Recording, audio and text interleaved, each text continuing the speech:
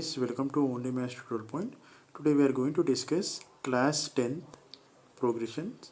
Topic is multiple choice questions.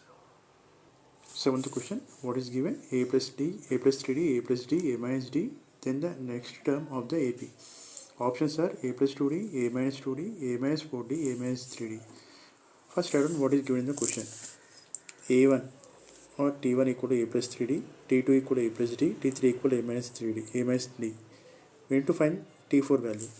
To find T4 and D value, what is general term of an AP? Tn equal to A plus n minus 1 to D, guys. Substitute the values. They are asking to find T4, that is fourth term. So n value becomes 4 here. Substitute the value, it becomes T4 is A plus 3D. Okay, to find D value also, right? D equal to T2 minus T1. Substitute the values T2 and T1. Simplify, we get T4 equal to A minus 3D. Thank you for